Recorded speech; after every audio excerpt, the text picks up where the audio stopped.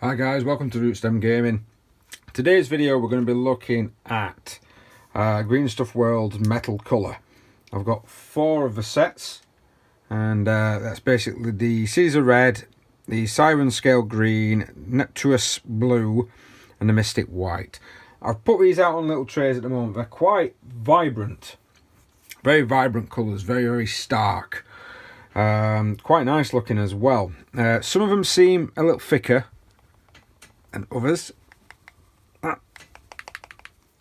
give that one a really good shake, whereas if you notice there, that now it does say on the website I'm going to be doing, these are just spare models. I've just basically smashed together some spare grey night bodies that I had lying around from a project that a friend of mine did. I'm going to paint and spray on the actual metallics and then talk about them. We're going to start with these 2 this week, and then next week I'm going to do them 2. I am going to airbrush them, but I'll talk about how they actually paint on as well, because I'm going to be using some in different projects. I'm wondering if they're going to actually interact with some of the chameleon paints that they do. And it does say on the website, I'm hoping, I hope it's not changed by the time these videos come out, but it does say to put them in a black undercoat. Now, a lot of metallic colours you do put in a black undercoat. I'm wondering if I'm going to have to put lots of layers of this to make this one work, especially with it being white. And that was the main interest on that, the fact that it was a white metallic colour. That's not something that you tend to come across. Right, I'm going to fire up the airbrush. I'm going to start off with the blue, and then we'll come back and talk about it. Now, before I begin with the paint, I'm going to give it a really good shake up. I'm going to test it straight without using any thinner and see what it looks like, or how it acts with it being a dropper bottle coming straight out of the airbrush. Oh my god, that's wanting to push the cap away. Oh my Jesus.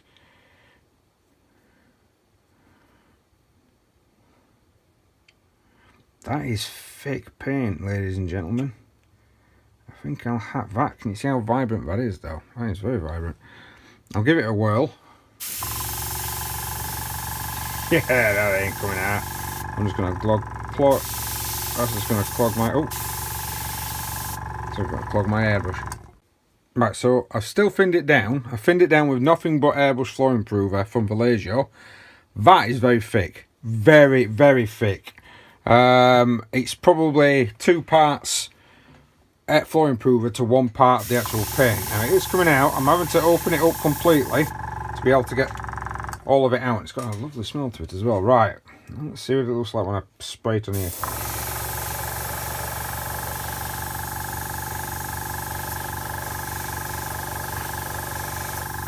Ooh.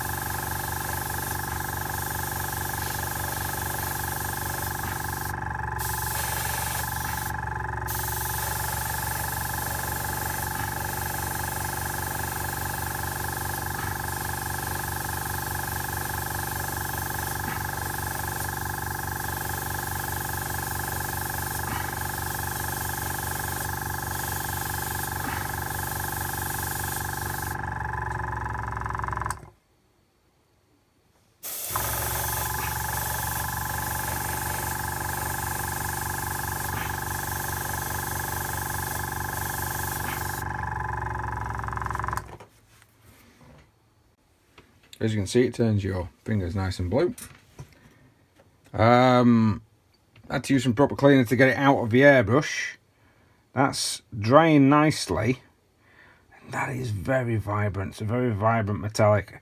I'm going to try it out with some inks in a minute to see whether or not I can put some recessed shades into this.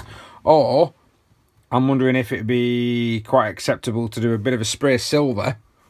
If you were going to do it as armour, maybe do a bit of a spray silver just to try and create your own highlights. That might be something to experiment with later on. Looking good though. Now I did squirt some of it out, that's why I got a brush in my hand. Put it just onto there. And I've painted, hand painted this Swooping Hawk's helmet. That might be too bright, that, to be honest. But it went on very, very nicely. Try and decrease that. There we are. It went on in one smooth coat very nicely. That might look like some cracking Swooping Hawks by the time I've done on that one. Although the majority of their bodies are going to be black, but that's nothing for you guys to know. Right. So consistency wise, it's an incredibly thick paint. Very thick. Pretty much goes on one or two small coats. I do recommend thinning it on the blue. It's very thick. I mean, even when I was trying to squeeze it out, it wanted to push, as you probably saw from the earlier vid, it wanted to push everything out of the... It didn't want to keep... The paint did not want to stay in. That's probably the best way of putting it. Right, let's crack on to the green. So, the green. Tell you what, let's do a test. Still quite thick, very heavy pigment, very thick paint. So I am going to put some floor improver in. Just put a drop in to start with. Just enough to cover that bottom. Still a bit of blue in there, but that'll get blown out.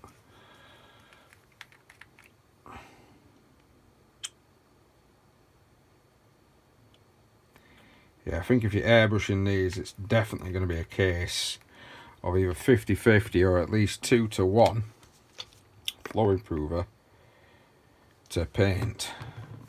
Let's give that a whirl and a mix.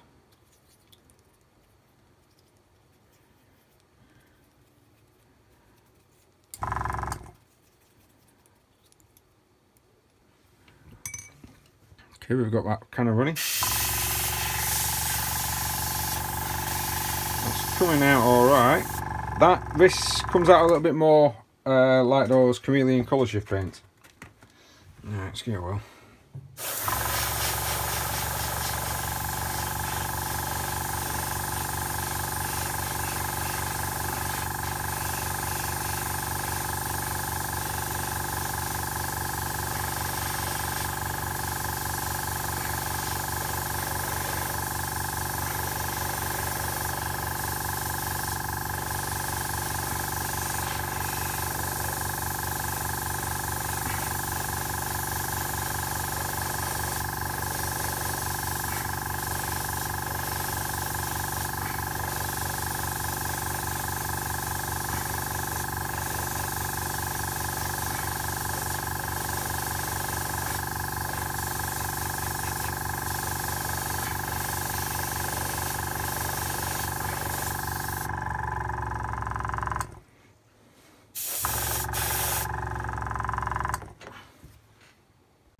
So the green, very vibrant green again.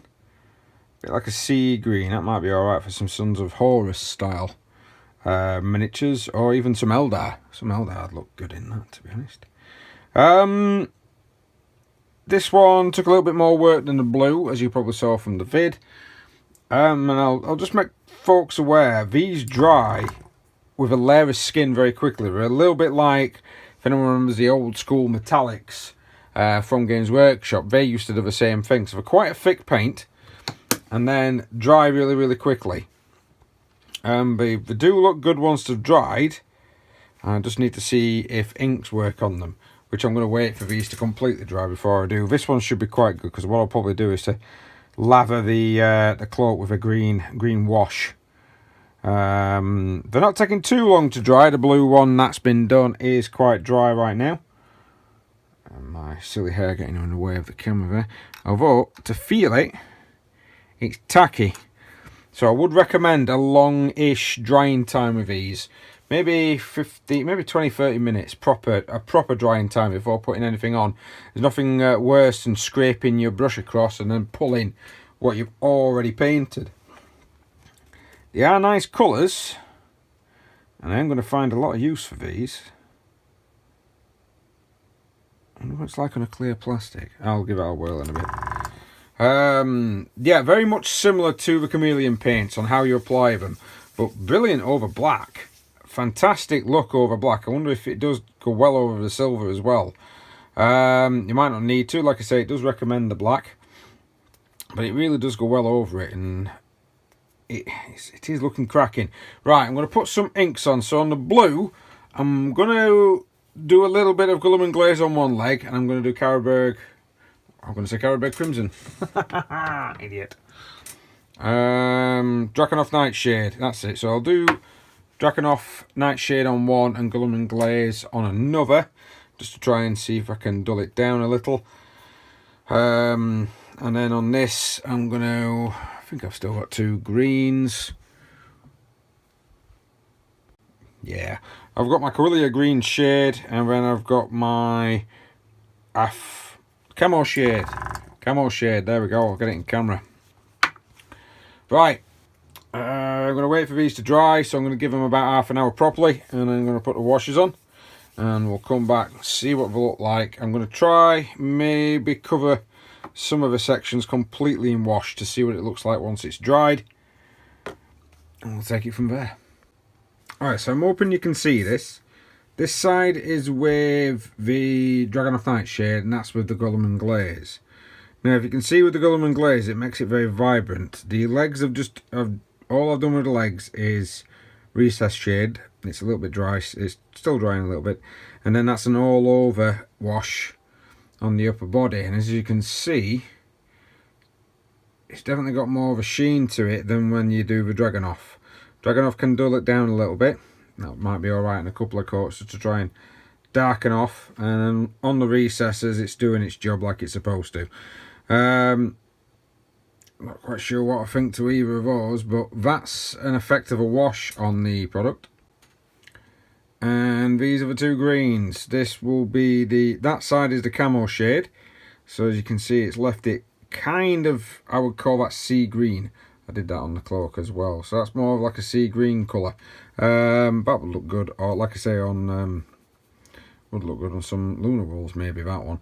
And then the other one is with the standard Corellia green shade.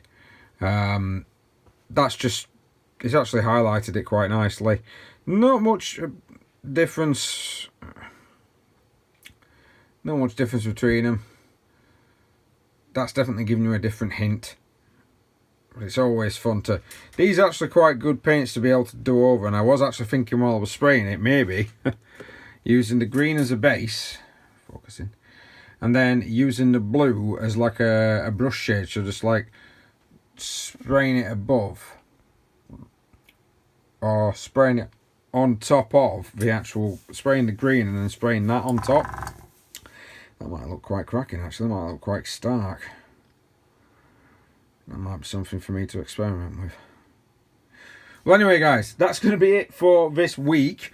Next week, I'm going to be doing the white and the red. So we're going to be able to see, I'm especially intrigued on what's going to happen with the white.